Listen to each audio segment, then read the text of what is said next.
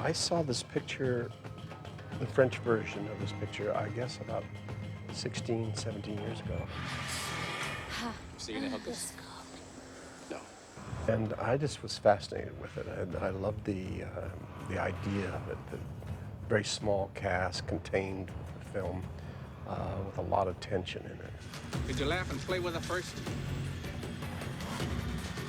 Or did you just think her? This is one of those times in your life when you get to do exactly what you want to be doing, you know?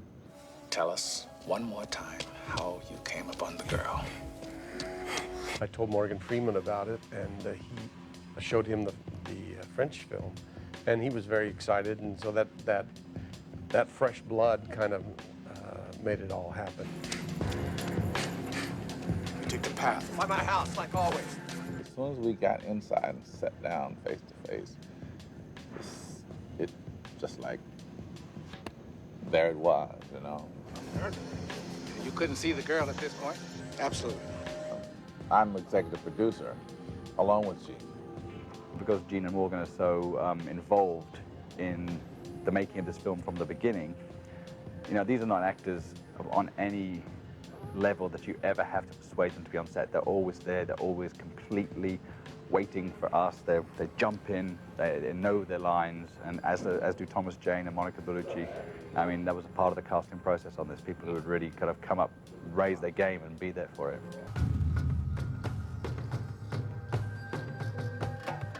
We wanted it to have a kind of an exotic feeling to it, the film, and I think we've achieved that in our first week. I'm tempted to say it's a remake, but it really isn't a remake at all. It's a reworking of a French film. So it's a French psychological drama. I think it's very different from what you would think of as being your normal Hollywood type story, because the story is very intense. Anytime you have a conflict between two major players in a piece, either on stage or film, you have electricity going. You have, and maybe it's kind of the best in terms of conflict is when you only have two players. The long passages that we can film, you know, which is reminiscent of stage work, where you work in an arc. I meet people a lot, and they say, "Well, I'm your biggest fan," you know. I think I'm one of Gene's biggest fans. I think I fall into the category of those people who really, really admire this man's work, and I really do. I went home. What's going to stop me from shoving my fist down his throat? Well, the police would rather that I drove home drunk. All right. You grow up watching these guys. These are the guys that inspire you to do what you do. So to get a chance to be in the same room with them and trade punches, as it were, it's a dream come true. You heard them, don't you? The little girls. Do you kiss them? Cut it out. Oh, it's great to work with young people, you know. Young people don't have all that, when I'm talking about husbanding your strength and all that, they don't know anything about all that. So they just do every take full out, you know, in rehearsal it's all full out and everything. You think, oh man, you know, I can't get up there, you know, just give me a moment, you know. Back. Jim, back in the back. Get on hands, hey! Off me! It's not really about, in the end, whether he did the crimes or not. What happens is he is forced to allow himself to be opened up and shown, which, as I said, I think most guys would rather die than have that happen. Every time I check my email, there's a new message from some electronic bimbo luring me to her site. So I checked it out a few times. What's the big deal? I know the script so well, I try and forget it, and I try and move forward what the story's supposed to do and try and get the essence of that right. That lets you, you know, I think probably direct in the most truthful and honest and maybe most exciting way you can. Bet they're fast, huh? Excuse me? Oh, the little girls, I bet they run really fast when you're chasing them. You'll be running quick, too, when I file my lawsuit. In some ways, Henry Hurst is a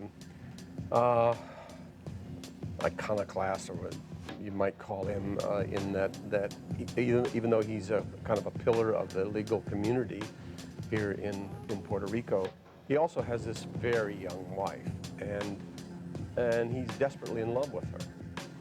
My character is psychologically very complex because in the beginning she seems very strong, very glamorous, and with a sense of humor. And then she reveals herself to be very weak and insecure. And she puts her husband in a great danger because of that. Chantal, please, give me permission to search your house.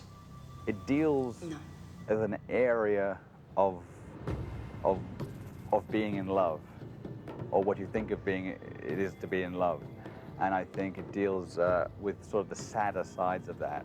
You know, if I'm jealous of you being sleeping with my girlfriend, I will see it in my head, whether you've done it or not. The idea that you have two characters who are just diametrically opposed, even though there had been some friendship there at one time. They're just at polar lengths from each other. Him well-to-do, me not well-to-do at all, you know.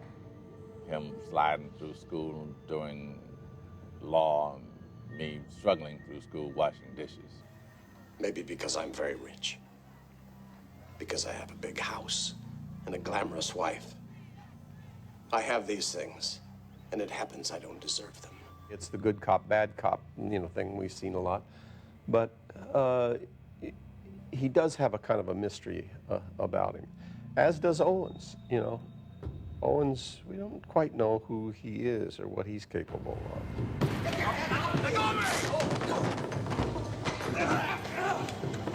There's something very conflicted about Owens that I was attracted to, There's some great desire to do the right thing, and yet the tools haven't been fully developed.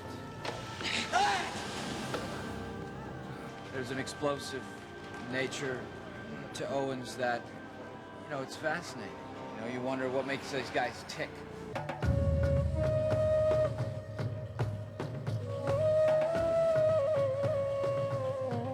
It's quite a big metropolis here. It's quite an exciting place to shoot. There's all kinds of nationalities here. They've used the idea of the hurricane which passed through here last October. They've used that idea to put the town in a kind of state of flux in a funny way. And then the movie is set the evening of San Sebastian, the festival. And so it all takes place in 4 hours, so over the course of 4 or 5 hours in the evening. And I think that kind of energy and conflict when you have this carnival atmosphere outside and then this deep interrogation going on inside the police station, it'll lend itself to some highly dramatic and interesting footage. Well, I think that there's a certain urban decay about the locations that we're using here in Puerto Rico, thanks to Hurricane Lucy, who really did some havoc to this place, which is rather useful in sort of creating this world of moral decay. Let me move you around a little. Just a little big wine. Whenever they come.